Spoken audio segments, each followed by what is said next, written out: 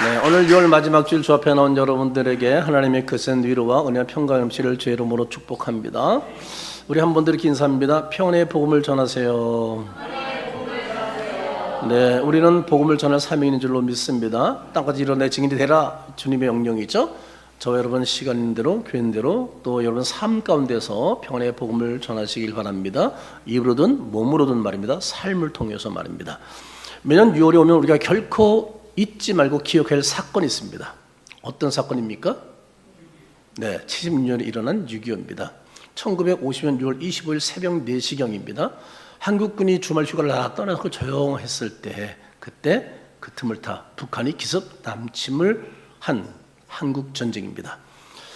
여러분 주보를 잠깐 보시기 바랍니다. 가운데 보면 기독교인의 관점에서 본 6.25 전쟁과 참전국이라는 제목이 있습니다. 첫 번째 뭐라고요? 전쟁은 죄의 결과다. 하나님 평화를 원하시지만 인간의 죄와 탐욕, 이념의 태림으로 인해 전쟁이 일어났다고 했습니다. 그래서 전쟁은 하나님의 본래 뜻이 아니다. 인간의 타락이 가져온 비극이다라고 했습니다. 우리가 잊지 말 것은 북한군의 남침입니다. 이주산디입니다. 이거 좀 학생들도 헷갈리는 사람들이 많이 있더라고요. 남한이 북침한 거 아니에요. 북한군이 남침한 거예요. 두 번째 희생을 기억하고 감사해야 한다는 겁니다. 6.25 전쟁으로 나라를 지키기 위해 희생한 국군과 참전 용사가 많죠. 그리고 도움을 준 여러 나라의 희생을 잊지 말라. 이번에 베네수엘라가 지진이 일어났습니다. 참전국은 아니지만 물자를 도우신 나라라고 하죠. 그래서 좀 도움을 줘야 된다. 이제 그런 얘기가 나왔었습니다. 세 번째, 평화를 위해 기도해야 합니다. 한반도에 다시는 전쟁이 일어나지 않도록 김일성, 김정일, 김정은은 없습니다만 아직까지 동상이 38,000개 있죠. 그것이 교회로 바뀌도록 남북의 화해와 평화를 이루며 복음 안에서 하나가 되도록 기도한다는 사실입니다. 네 번째, 복음이 진정한 평화의 길이라는 거죠. 사람의 힘이나 정치만으로 완전한 평화를 이룰 수가 없습니다. 참된 평화는 오직 무엇으로? 예수 믿고 하나님과 화목하며 서로 사랑하고 용서할 때 이루어진다는 겁니다. 인간적으로 경제로 아무리 손을 베풀고 소용없습니다. 되지 않습니다. 왜요? 빨갱이는 변화되지 않습니다. 오직 성령의 폭탄을 맞으면 변화를 가져옵니다. 그래서 우리가 인간적인 방법, 그릇을 자제해야 됩니다. 그동안 많이 해봤지만 안 됐죠. 많이 보냈지만 소용없었죠. 네 번째, 복음이 진정한 평화의 길입니다. 사람의 힘이나 정치만으로 완전한 평화는 이룰 수가 없다는 사실입니다. 자, 그래서 한마디로 요약하면 6.25 전쟁은 죄가 나온 비극이지만 우리는 희생을 기억하고 감사하며 평화를 위해 기도하고 그리고 복음으로 통일하며 참된 평화와 함께 세계 선교 복음화를 이루어 가야 한다는 거죠. 그래서 마태복음 5장 9절에 화평케 하는 복이 있다라고 했죠. 에베소 2장 14절 말씀에는 그는 우리의 화평이라고 말씀하고 있습니다. 그래서 그분의 은혜로 이 땅이 평화적 통일이 가능합니다. 자, 유엔 참전국이 쭉 나왔습니다만 미국이 몇 명이에요? 36,514명. 4만 중에서 3만 6천은 90% 이상입니다. 그래서 우리나라는 미군이 와서 그렇게 많이 죽었기 때문에 은혜를 잊어서는 안 됩니다. 근데 요즘 자꾸 미국과 관계가 안 좋아지는 것은 기뻐하는 게 아닙니다. 좋은 일은 아닙니다. 우리는 그 은혜를 잊지 말아야 되고 우리는 중국과 북한이 갖고 온 것보다는 어디가 갖고 와야 돼요? 미국과 갖고 와야 돼요. 이거는 우리 머릿속에 딱 집어넣어야 됩니다. 절대 빨갱이는 안 바뀐다. 잊지 말아야 사탄이 지배하는 자들이기 때문에 그렇습니다. 믿지 말아야 됩니다. 속습니다. 그래서 이처럼 맨 밑에서 세 번째 줄, 이처럼 많은 나라의 젊은이들이 대한민국의 자유를 지키기 위해서 희생했다는 사실입니다. 대한민국은 그들의 희생에 감사할 뿐 아니라 모든 걸 주관하고 인도하신 하나님께 뭐라고요? 감사해야 한다는 사실입니다. 국군 전사와 민간을 비롯해서 약 수백만 명이 희생되었습니다. 수많은 이산 가족이 생겼죠. 그전에는 76년이 지난 지금까지도 만나지 못하는 가족들이 있습니다.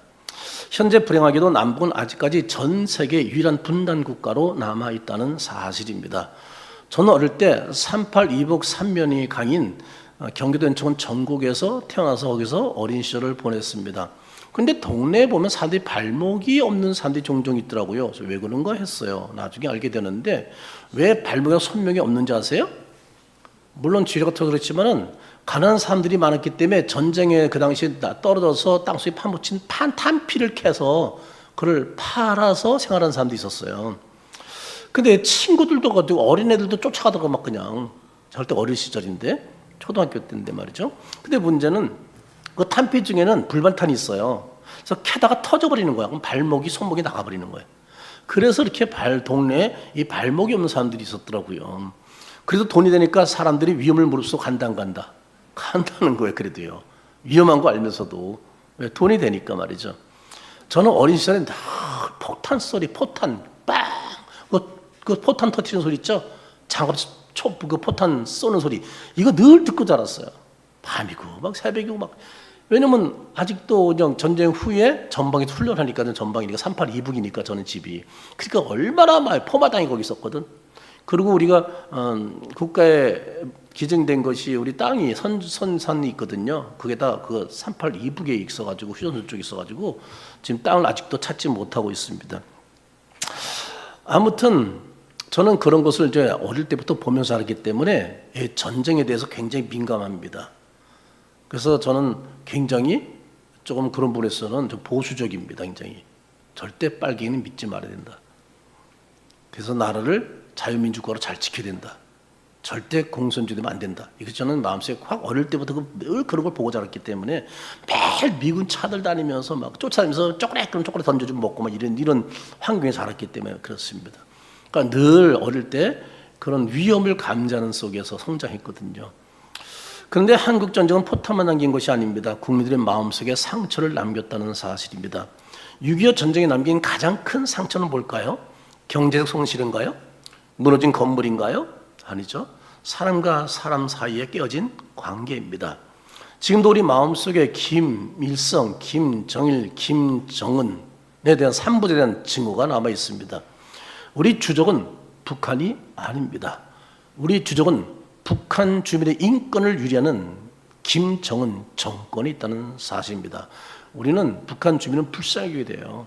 그들이 인권의 자유를 갖도록 해야 돼요. 근데 주적은 누구예요? 그 김정은 그 정권 통치자들의 주적이라는 사실입니다. 이거는 분명한 거죠. 정치인들이 이런 걸 똑바로 제대로 얘기 못하니까 또 문제가 있는 것이죠.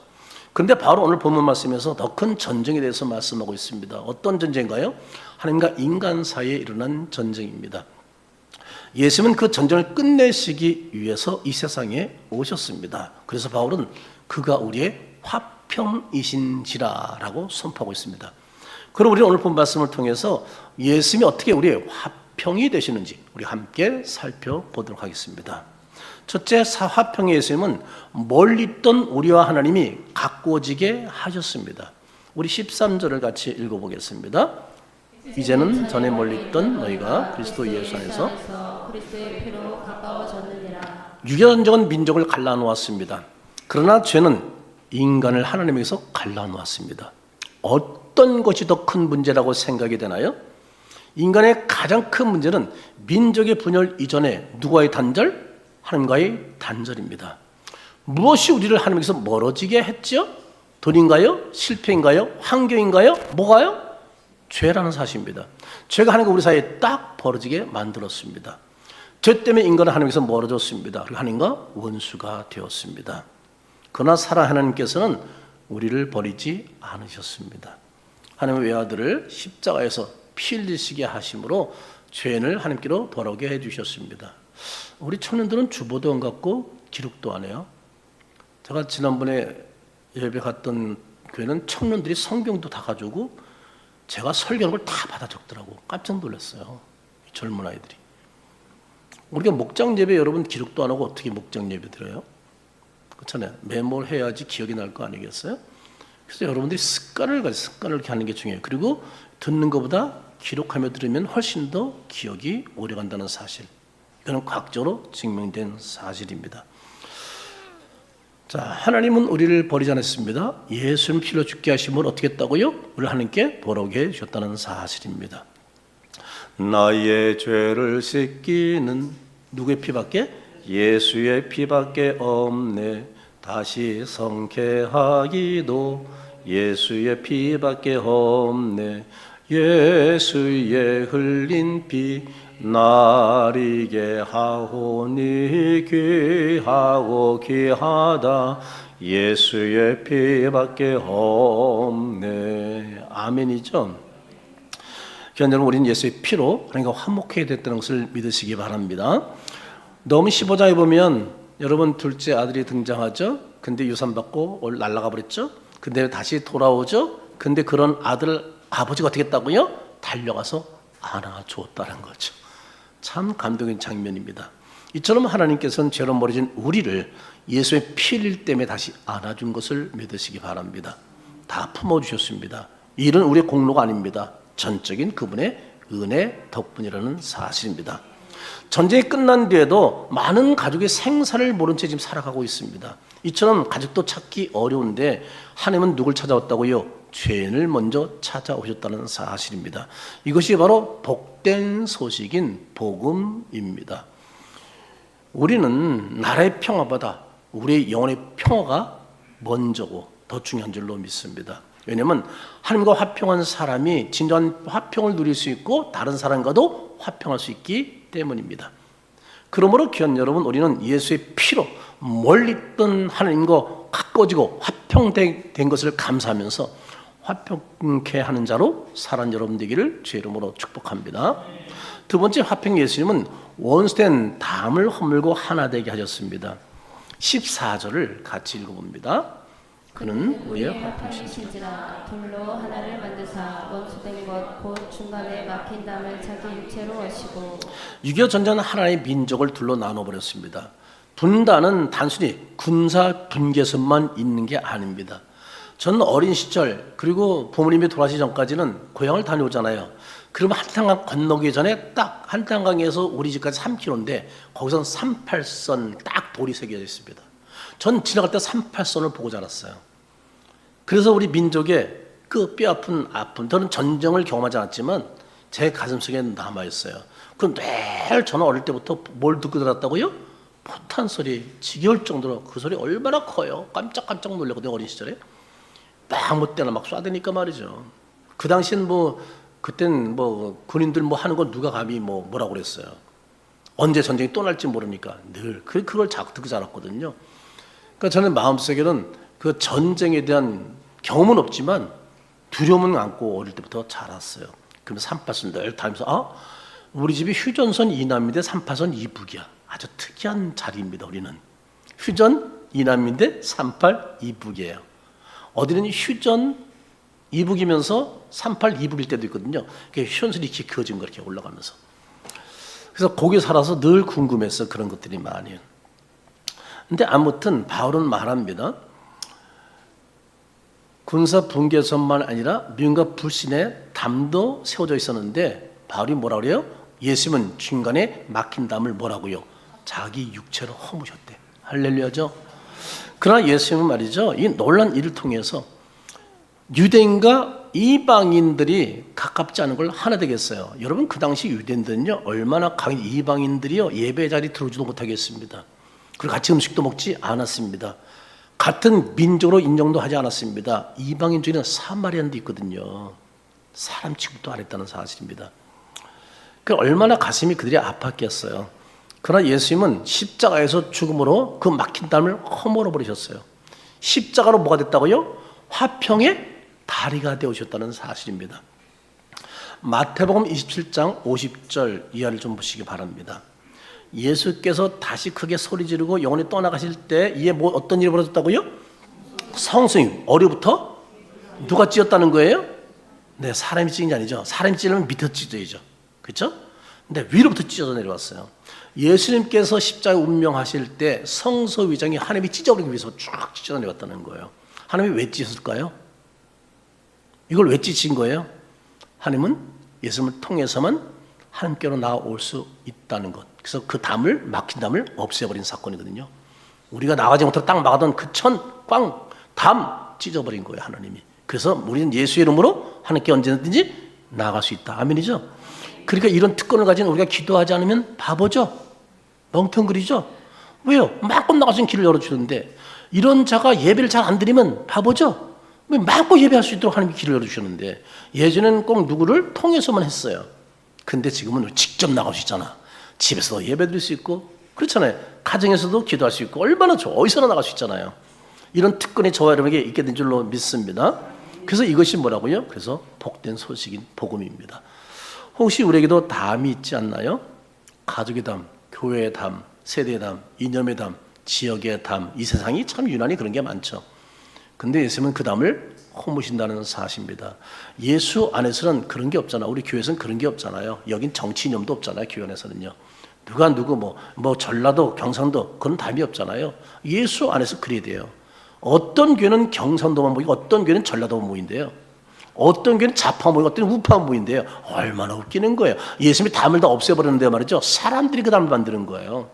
우린 이 안에 예수밖에 없는 줄로 믿습니다. 그럼요. 그분만 높이면 되는 거 우리는. 그리고 성경에도 잘못된 것은 얼마든지 우리는 칠 수 있어요. 성경대로 이 나라가 가야 되니까 정치고 뭐고 말이죠. 그렇잖아요. 거기에 대해서 말할 수 있지만 우리는 여기서 지역 때문에 무슨 정당 때문에 폐가 갈리고 이런 거는 있어서는 안 돼. 교회는 그런 것이 아닙니다. 우리는 예수파인 줄로 믿습니다. 주님이 담을 허셨습니다.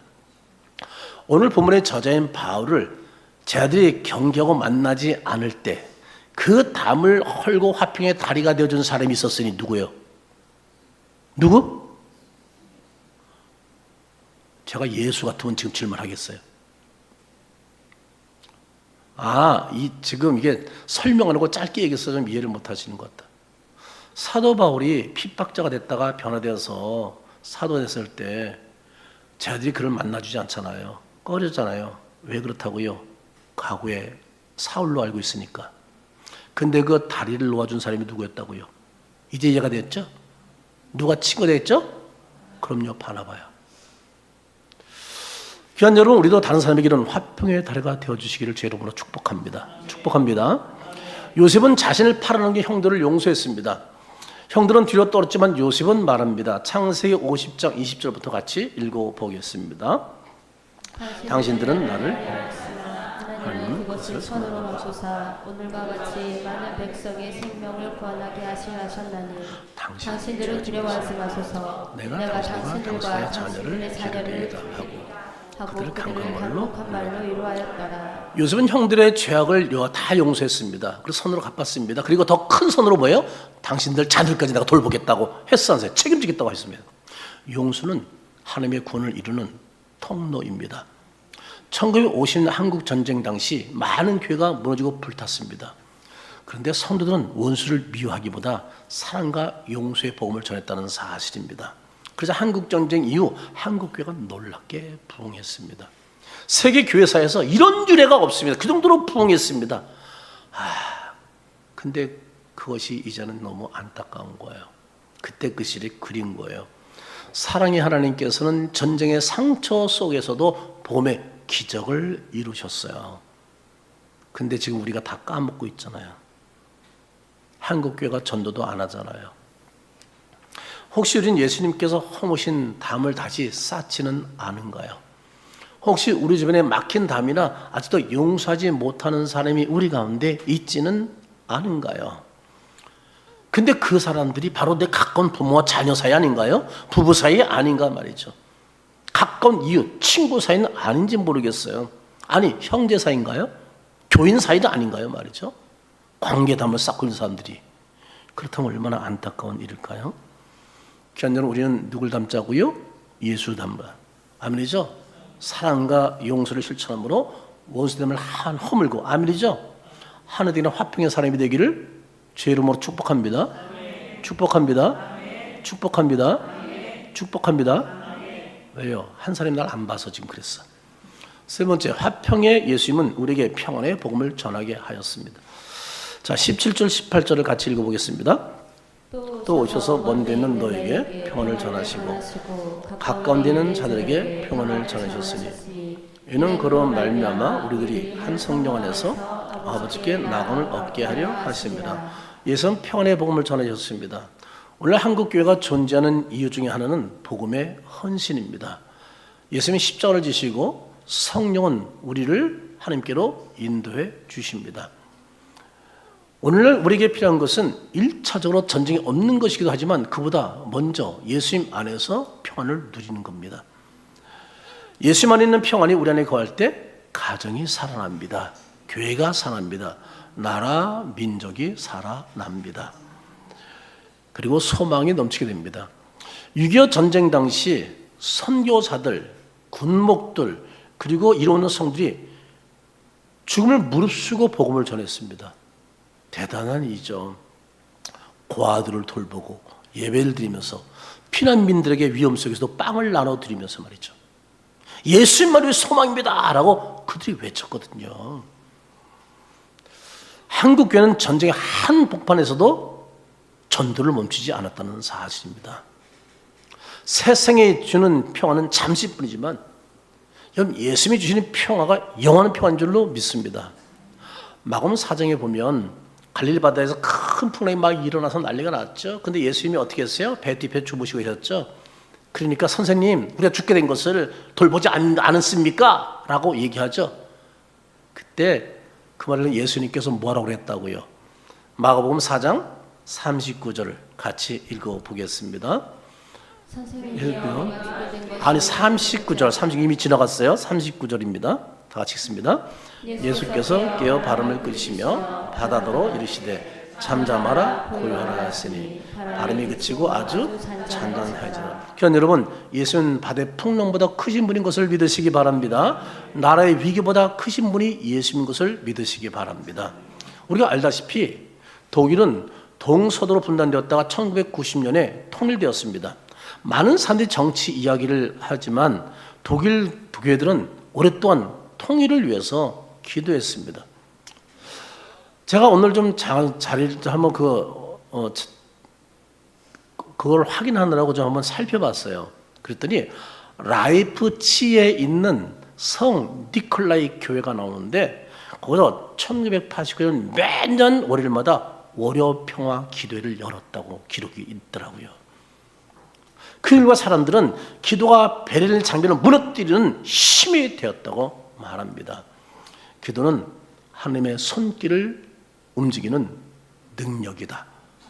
이것을 여기서 발견하게 됩니다. 그러므로 남북한이 통일되기를 원한다면 정치적인 계산하지 말고 경제적인 협력도 중요하지만 우선 뭐예요? 통일을 주실 하나님께 먼저 엎드려 기도해야 한다는 사실입니다. 우리 교회는 남북 통일을 위해서 매주 기도하고 있잖아요. 새벽에도 기도하고 있잖아요. 우리 하나님이 기뻐할 줄로 믿어요. 결국 그들은 기도가 우선이었다는 거예요. 그리고 독일과 소독이 통일됐다는 거예요. 하나님의 은혜라고들은 믿고 있는 거예요. 여러분, 우리가 6.25 전쟁을 기억하는 것은 우리 원수를 기억하기 위함이 아닙니다.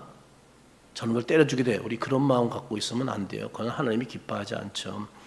전쟁에 희생당한 수백만 명 우리가 기억하고 평화의 소중함을 또 기억하며, 아멘이죠? 하나님께 지켜준 은혜를 기억하고 빨리 통일되어서 다 같이 함께 더불어 행복하게 살며 복음으로 통일되어 세계성의 앞장서는 이 민족이 되기 위해서 우리 그 기도하고 있잖아요. 그렇게 되기를 계속 기도하기를 간절히 바랍니다. 그 무엇보다 우리가 기억할 것은 뭐냐면 예수님께서 우리의 화평이 되셨다는 사실입니다. 여러분, 하나님과 화목하는 자도 누구 하는 거예요? 예수님이 하는 겁니다. 다른 사람과 화목하는 자도 누구 하는 거예요? 예수님이 하시는 겁니다. 우리 대한민국의 미래 소망이 넘치게 되고 남북이 통일되는 누구 하는 거예요? 화평이신 예수님이 하시는 겁니다. 인간적인 방법이 자꾸 많이 앞서는데 그런 부분 안타까워요. 아직도 모르니까. 어쩔 수 없죠. 기독교인들이 아닐 수도 있으니까 말이죠. 그럼 우리는 지금부터 할 일은 뭐예요? 주님, 우리 가정에 평화를 주옵소서. 아멘이죠? 우리 교회에 평화를 주옵소서. 우리 민족에 평화를 주옵소서. 그렇죠? 속히 남북의 봄으로 통일되게 하옵소서. 우리는 지속적으로 계속 기도해야 될 줄로 믿습니다. 때가 되면 하나님이 응답할 줄로 믿습니다. 남북의 봄으로 통일될 때까지는 쉬지 않고 어떡하자고요? 기도하자. 언젠가 하나님 우리 기도를 들으실 때가 있다. 아멘이죠? 그래서 저번엔 아무리 세상이 막 힘들고 어렵다 할지라도 우리는 기도를 멈추지 않게 되기를 주의 이름으로 축복합니다. 제2차 세계대전 후에 독일과 프랑스는 오랜 원수였습니다. 그러나 용서와 협력을 선택하면서 오늘날 유럽 평화의 중요한 동반자가 되었다는 것, 독일과 프랑스가 말이죠. 그러니까 물론 완전한 화해는 아니지만 원수를 향한 화해의 선택이 얼마나 큰 변화를 만들어냈는지를 보여준 사례입니다. 그러나 십자가는 이보다 더 큰 화평을 이루셨습니다. 하나님과 원수된 우리가 하나님의 자녀가 되었다는 것. 아멘이죠? 이런 전적인 주님의 은혜인 줄로 믿습니다. 지난 목요일 제가 이제 길에 있는데 왕동산가스 사장님이 저를 딱 보고 출근하면서 깜짝 놀랄 뻔해요. 저를 아침에 출근할 때 처음 봤으니까. 근데 전도판 들고선 십자가 오직 예수 깜짝 놀라더라고요. 이분들이. 아무 얘기 안 하고 들어가더라고요. 놀라가지고 그냥 뭐 인사하는 등만 들어가더라고요. 그 다음날 했는데 또 제가 또 있거든. 근데 아유 목사님 수고하십니다 하고 인사하고 지나가더라고. 그러니까 첫날은 너무 놀라나 봐. 처음에 이거 뭐 들고서 오직 예수고 있으니까 깜짝 놀라가지고 말을 못하더니 그 다음 날은 이제 좀 한 번 봤으니까 덜 놀래고 아유 목사님 수고하십니다 하고 들어가더라고요. 가장 많이 여기 사람이 지날 때가 제가 서보니까 8시 15분부터 20분 그때부터 8시 55분 정도까지 사람이 제일 많더라고요. 그래서 그 시간대에 제가 와 있었거든요. 여러분 예수님의 십자가로 우리가 하나님과 화평케 된 것을 믿는 성도라면 이제 여러분이 전도 버킷리스트에 동참해 주시길 바랍니다. 한 번도 빠짐없이 일주일에 일회하자. 한 끼 못 먹어도 하자. 아마 여러분 이거 실천하면 하나님이 엄청 기뻐하실걸요. 여러분 천국의 상이 클걸요. 주님이 가장 기뻐하는 일을 하는 거잖아요. 제가 이 전도판을 만들어 놓고 거의 한 달 동안 썩혔어요. 근데 계속 마음을 두드리는 거예요. 성령께서. 야 네가 먼저 해야 되지 않냐. 저는 저거 갖다 놓고 나갈 때 성도를 주려고 그랬어요. 이렇게 매주 나가니까 들고 다니면서 이렇게 하면서. 근데 하나님이 그거를 기뻐하지 않아요. 저한테 명령하지 않더라고요. 성도들에게 그렇게 시키려고 했더니 마음에 감동 안 주셔 계속. 그러니까 저걸 만들어 놓고 한 달 이상 썩힌 거예요. 근데 어떤 감동이냐? 네가 먼저 해. 그러니까 이게 갈등한 거야 제가. 아니 이 나이에 제가 70세 저 들고 나가 서 있어야 됩니까? 사실 속으로 전자 그런 거야. 그리고 언제 합니까 저거를. 매 설교 준비하던 그냥 벅차서 이렇게 힘들어하는데. 근데 마음에 자꾸 감동이 네가 먼저 하라는 거야. 그러니 성령께서 자꾸 깨달음을 주는데 제가 순종해야 돼 안 해야 돼? 그래서 그걸 미루다 제가 나갔잖아요. 목사인 저도 그러니. 그리고 그 시간대 저 많이 그때가 가장 집중하며 공부할 때거든. 새벽 예배 끝나고. 그 시간 나가는 선택이 안 되는 거야 이게 지금. 아까운 거야 막 그냥. 중단되고. 그래서 제가 견디다 못해 그분의 명령에 순종하고 나간 거예요. 그랬으니까 제가 이제 했으니까 여러분에게 이제 도전을 주는 거예요. 그리고 주일날 전도 가는 분들 저 이제 들고 가면 되겠어요. 근데 저거 아침에 태양빛이 떠올라가지고 얼굴이 타는 것 같아가지고 이거 지금 내가 얼굴 많이 타면 안 되는데 요즘 많이 타가지고 신경 쓰이거든요. 왜냐면 또 제가 이제 여기 장인에게 다른 사람 앞에 쓸 기회가 있잖아요. 까마면 좀 미안해서. 그래도 화가 내지 목사가 시커 보면 좀 그런 것 같아서. 한영광 목사님은 저렇게 타고난 얼굴이 얼마나 좋아 해가지고. 근데 저는 30분만 짜면 새까매지거든. 그래서 신경 쓰는데 아침 태양빛이 뜨는데 그렇게 째요. 그래도 어떻게 그냥 모자 쓰고 와서 그냥 하는 거예요. 그래서 이번 주부터 여러분에게 이제 나갈 때 그거 들고 가시고요. 뒤에 2개가 준비됐어요. 근데 끝이 약해서 어떻게 저걸 튼튼하게 할까? 저게 그냥 뭐죠? 배너판 같은 거, 배너판이 그 뭐죠? 스트로폴에 붙인 거거든 지금. 약하더라고요. 그래서 그걸 어떻게 튼튼하게 할까 좀 고민하는데 2개를 만들어 놨어요. 하시면 되고 여러분 이제 뒤에다가 이따 예배식 재직회 때는 제가 직접 받습니다. 언제 할 거야? 임직자부터 받습니다. 일주일에 한 번 언제 할 거요? 저거 할 거거든요.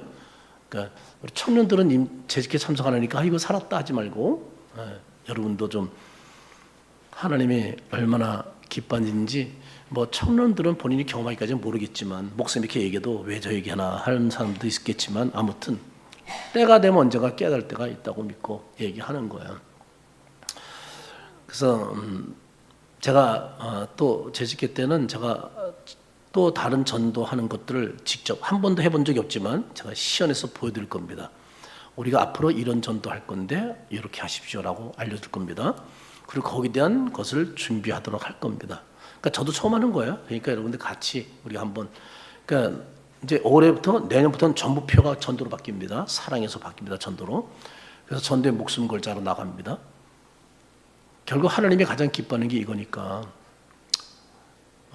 계속 미루다가 결국은 아무래도 이전이 쉽지 않아서 여기서 살아남아야 되겠다는 생각으로 제가 지금 다짐을 했으니까 말이죠.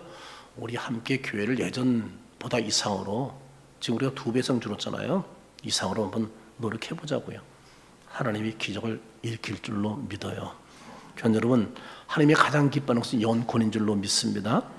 그러나 지금까지는 하나님이 기뻐하는 영혼권에 무관심하거나 또는 잊고 살았습니다. 이제부터도 다시 새로지자. 전도는 성도가 되자. 누군가 나를 불러줬기 때문에 내가 예수 구원받은 거 아니겠어요? 지금도 천국갈 백성들이 세상에 있는데 우리가 그들을 인도해야 될 거 아닌가요? 그래서 그 전도 전략들을 제가 오늘 재직회 때 함께 나눌 거예요. 시연을 제가 보인다고 말씀드렸습니다. 귀한 여러분, 화평의 예수님은 우리에게 평안의 복음을 전하게 하셨다는 것을 믿고 교회 있는 대로 이 평안의 복음을 전한 여러분 되기를 주의 이름으로 축복합니다. 우리 전체 내용 요약을 좀 보겠습니다. 제가 선창하겠습니다. 화평의 예수님은 멀리 있던 우리와 하나님이 가까우시게 하셨습니다. 화평의 예수님은 원수된 담을 물고 하나 되게 하셨습니다. 화평의 예수님은 우리에게 평안의 복을 전하게 하셨습니다. 놀라운 축복된 사명을 했다는 것을 잊지 말고 평안의 복음을 전하는 저 여러분 되기를 주의 이름으로 축원합니다.